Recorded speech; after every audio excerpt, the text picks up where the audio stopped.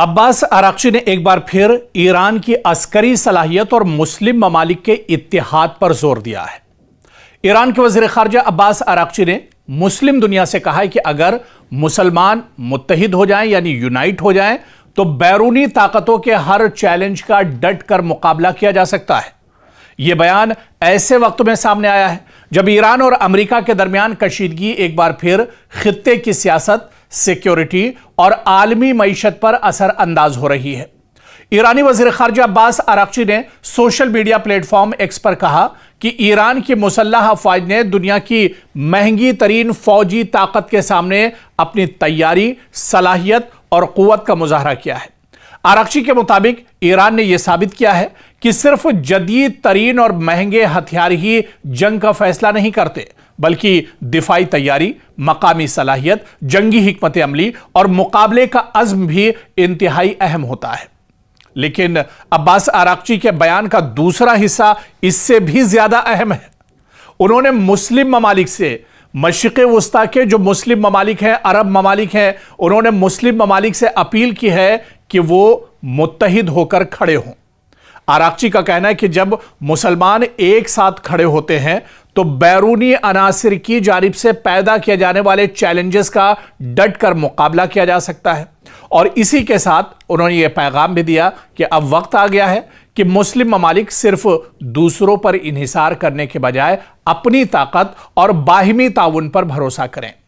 Iran एक ऐसे खित्ते में मौजूद है जहां अमेरिका की फौजी मौजूदगी भी है, इजराइल के साथ उसकी शदीद कशीदगी भी है, खलीजी ममालिक की सिक्योरिटी तशवीश भी है और अबनाए हुर्मुज़ जैसा इंतहाई अहम समंदरी रास्ता भी मौजूद है। हालिया कशीदगी में ईरान और अमेरिका के दरमियान बराह रास्त फौजी कार्रवाइयां भी हुई, जबकि ईरान की जानिब से इजरायली और अमेरिकी अहदाफ को मिसाइल और ड्रोन हमलों के जरिए निशाना बनाने की इत्तलात भी सामने आ रही हैं। ऐसे माहौल में तेहरान का मौक़िफ़ है कि खित्ते की सिक्योरिटी का फैसला खित्ते के ममालिक को खुद करना चाहिए, न कि अमेरिका और इजराइल पर इक्तफा करना चाहिए, क्योंकि जितने खलीजी ममालिक के मुल्क हैं उनकी सब की सिक्योरिटी एक तरह से उनकी हिफाजत की जिम्मेदारी अमेरिका पर है। और इसी वजह से ये बयान एक तरह से आराक्ची का आया। उन्होंने कहा कि इस पूरे रीजन की, इस पूरे खित्ते की सिक्योरिटी का फैसला खित्ते के ममालिक को खुद करना चाहिए, ना कि बैरूनी ताकतों पर भरोसा करना चाहिए। ईरान के नायब वज़ीर ख़ारजा काज़िम गरीब आबादी ने भी इसी नौइयत का मौक़िफ़ अख्तियार करते हुए कहा है कि खलीजी ममालिक में यह सोच बढ़ रही है कि इलाकाई सिक्योरिटी की जिम्मेदारी खुद खित्ते के ममालिक को एक तरह से लेनी चाहिए, खुद अपनी जिम्मेदारी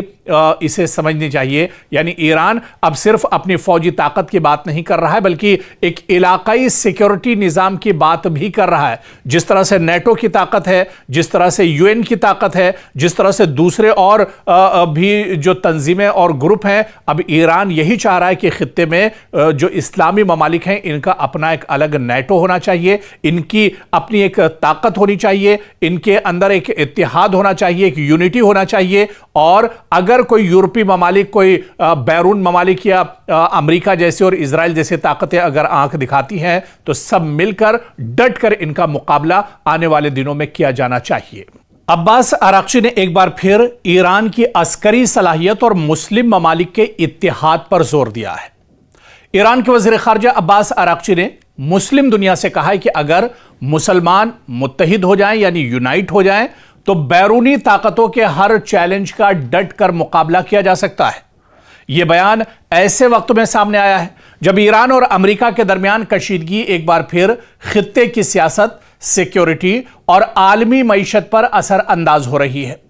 ईरानी वज़ीर ख़ारजा अब्बास आराक्ची ने सोशल मीडिया प्लेटफॉर्म एक्स पर कहा कि ईरान की मुसल्लह अफ़वाज ने दुनिया की महंगी तरीन फौजी ताकत के सामने अपनी तैयारी, सलाहियत और क़ुव्वत का मुज़ाहरा किया है। आराक्ची के मुताबिक ईरान ने यह साबित किया है कि सिर्फ जदीद तरीन और महंगे हथियार ही जंग का फैसला नहीं करते, बल्कि दिफाई तैयारी, मकामी सलाहियत, जंगी हिकमत अमली और मुकाबले का अज़्म भी इंतहाई अहम होता है। लेकिन अब्बास आराक्ची के बयान का दूसरा हिस्सा इससे भी ज्यादा अहम है। उन्होंने मुस्लिम ममालिक से, मशरिक़ वस्ता के जो मुस्लिम ममालिक हैं, अरब ममालिक हैं, उन्होंने मुस्लिम ममालिक से अपील की है کہ وہ متحد ہو کر کھڑے ہوں۔